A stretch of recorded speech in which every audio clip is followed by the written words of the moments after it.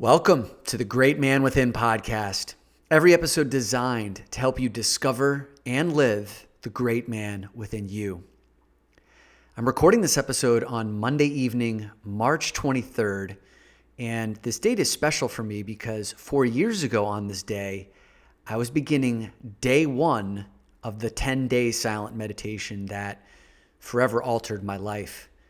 And if you've been listening to this podcast over the last 10 days or so, I've referenced that experience a couple of times because that transition into 10 days of silence where I relinquished most of my worldly comforts like my cell phone or my ability to work out or self-stimulation or reading or writing or talking to anybody or eating when I wanted to or caffeine, like all of that gone. The first 48 hours were really brutal. And it took me until the third morning to really drop in and accept, not just like mentally, but like my body needed to let go of its conditioning so that I could finally be there. And I've shared with you that I believe that this period of time that we're entering right now is quite similar. Where now we are off the streets, we are in our homes, we aren't touching as many people as we used to, we aren't hugging as much, we aren't connecting as much, at least physically. And there are a lot of changes that we are still going through that are rocky, kind of like that transition, that is going to take some time to settle in. So if you still aren't fully arrived, it's all good, right? Just recognize that your mind and your body are going through a transition. Do what's necessary to get here, to arrive and to accept, and also recognize that it may take a little bit of time. So one of the things that I've always found super helpful in adjusting to new situations is to bring certainty to the uncertain. And one of the ways I like doing that is through routine. And you hear Brian and I talk a lot about morning routines, the power of that. We also did an episode on 10 ways that your evening routine may be sabotaging you. And I thought it might be helpful to revisit a few of the things that I do that give me real command over how I finish my evening so that I wake up the next day feeling refreshed, feeling focused, feeling clear-minded. And I have 7 things here that I wrote down that I offer up to you that I'll go through pretty quickly, that I offer up to you as a way that I've learned to have a more effective evening routine. Because in the past, I've fallen into the traps of working up until the very minute before light goes out, bringing all of my computers and tablets and all of these other entertainment devices into my bed and then passing out with them, eating too closely before sleep, watching like adrenaline pumping television shows or loud music before I went to bed. And like none of those things really helped me get a good night's sleep or set me up for the next day. So if you are looking to tighten up your evening routine, especially now where there's, definitely some collective angst, to say the least, in our world right now, this will be a helpful way for you to go to bed with a greater peace of mind. So here's a few things. I've got 7 things here I wrote down for you, so let me go through them one by one. Number 1, I aim to go to sleep within the same 90-minute window every night. And for me, that window is between 10 and 11:30 p.m. And what that's done as I've tracked my sleep progress on my Oura Ring, O-U-R-A, you've heard me talk about this a number of times before. It's the number 1 most well-respected trackable device for sleep, as studied by the special forces of the military. So it's quite a reliable device. When I go to sleep within that 90-minute window, I tend to get a much higher level of deep sleep and REM sleep, which are both responsible for like restoring your brain, cleaning out the toxins, and consolidating memory. And those are all really helpful for not just day-to-day functioning, but for longevity as well. I noticeably get less deep sleep when I go to bed outside of that 90-minute window. So the consistency is key. And the 90-minute window is usually pretty helpful because it's not so rigid. I can go to bed at 10 or I can go to bed at 11:30. Like that's most likely going to be the night tonight because I'm recording at 10:30. 11:30, I can still get my good quality of sleep. So aim for a 90-minute window and then maybe try and set that up for like the next week. And then if you do that well for the next week, then try extend that out for the next month, right? And then you're in the habit and all of a sudden, like it won't really necessarily even be something you need to track anymore. It'll just kind of happen automatically. Number 2, I avoid eating anything within the last 3 hours of going to sleep. So I usually like to finish my last food, by 7 o'clock or 7:30, and with that, if I still fall asleep in the 90-minute window, great. The reason for that is if my body is not digesting food while I'm sleeping, or if my body's not turning, say, carbs into sugar, where like I'm going to have a sugar spike in my body while I'm sleeping, then I have a greater chance of falling into deep sleep, restorative sleep. And so I've gotten myself into trouble in the past where I've like really snacked close to bed, especially it's always like the sweet stuff late at night, right? It's like always ice cream or something like that. Even when I have a glass of wine within an hour or so before going to sleep, it'll mess me up. So I would encourage you to try to avoid eating at least 3 hours before going to bed.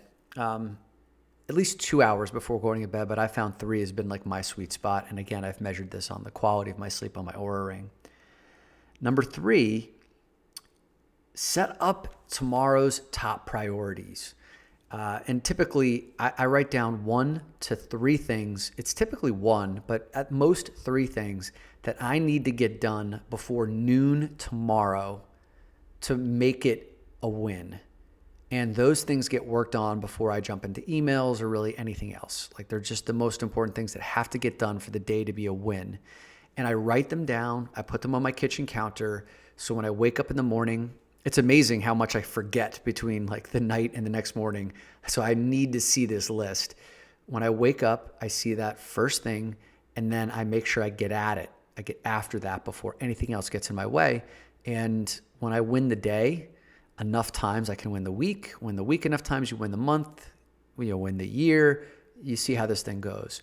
So one of the last few things I do before I get myself wound down for the night is I write down my top 3 priorities for the next day. Number 4, don't watch or read anything that's going to jack you up. Like I used to watch that TV show 24. I've seen every single episode, and I was about 6 or 7 months ago, I started rewatching them, and it was kind of like the last thing I did before I would go to bed. But that show is so fast paced. It's loud. They cut camera angles every 2 to 3 seconds, and everything is intense. It would jack me up, and it would give me a hard time to fall asleep. And then when I fell asleep, I found myself waking up just little by little. So don't watch anything or read anything that's going to jack you up. I also don't read anything too intellectual or anything that I need to remember or anything too growth oriented before I go to bed, because that'll jack up my mind and I won't sleep as well either. I usually go for some fiction that I don't care if I remember or not. It's a great wind down tool for me. Number 5, I keep the phone and iPad and laptop out of my bed altogether.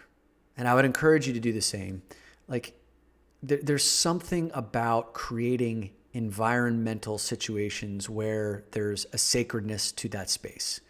So if you are a church-going person, like there's certain things you just don't bring into church because it's sacred, and there's something beautiful about that.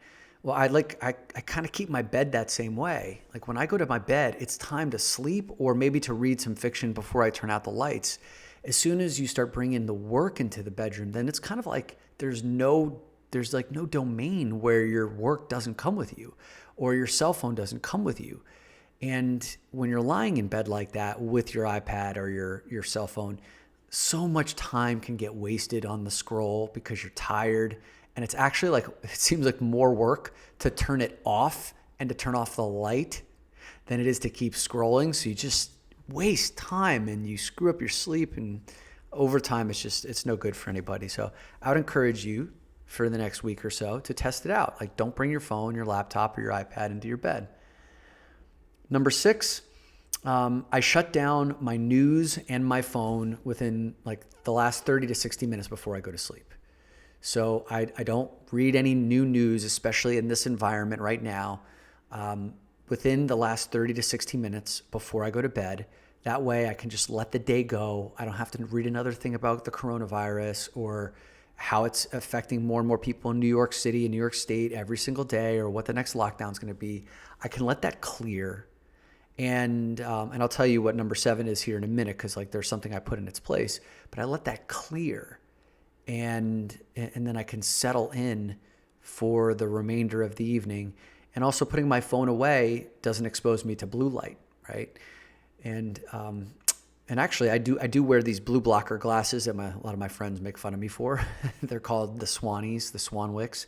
I usually put these on like an hour or two before I go to sleep, and it helps to block like the computer I'm looking at right now to record this. So that helps, upgrade the quality of my sleep. And number 7 is, since everything is pretty much turned off, the thing that I like to do is an affirmation before I go to bed.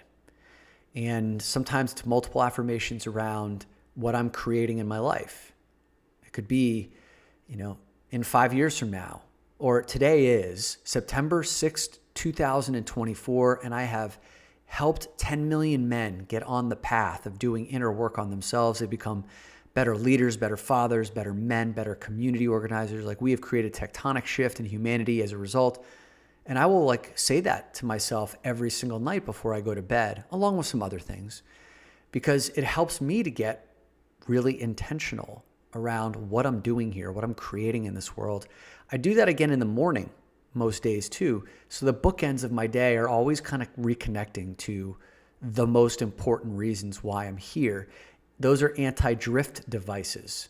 It's really hard to drift when I'm every day, at least twice per day, talking about the big things that I'm committed to creating in this world. For you, it may be something about being like the best father, or the best husband, whatever it is. That's a time to do an affirmation.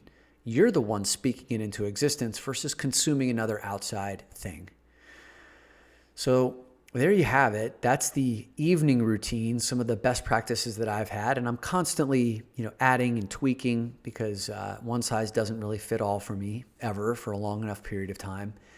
And again, during times of change and turmoil, it's super helpful to have these grounding routines that can bring some stability and structure into your life. Also, when they're intentionally designed, they also help accelerate the things that you want in your life, like peace of mind, focus, productivity, or achievement towards your biggest goals, or deepening your relationships, right? Anything that matters to you. So give that a go. Try something, like design your own routine. What are the 3 to 5 things that you want to put in for your evening routine starting tonight? And if this episode has been helpful for you, then I would encourage you to go out and forward this to someone who may benefit from it. And I think the last thing I'd like to do here tonight is recognize, I've been getting, like I've mentioned before, such amazing emails from you guys every single day. I wanted to read something from one of our listeners here. His name is Eddie D.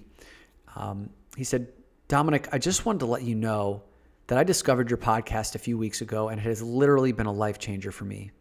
As someone who has been stuck in drift for many years, your podcast has profoundly spoken to me in a way that no other podcast or book has. While I previously listened to many other popular men's self-improvement and health podcasts, your emphasis on doing the inner work as the basis to becoming a greater man has really hit home with me. Not to knock on other podcasts, but when I listen to them, the solutions to all my problems seem to be, quote unquote, out there and external from myself. I.e., if I could be more productive at work, then my life would be better. Or if I can get into better shape, then things would fall into place. If I polish my communication skills, then my relationships would flourish. What all these podcasts seem to miss is the importance of doing the inner work first." There's a bunch of other beautiful words that he wrote, but I don't want to bore you to death. I'm not sure if this is really interesting for you. It's certainly interesting to me. And I share this to recognize Eddie, and also for those of you who are out there doing the work.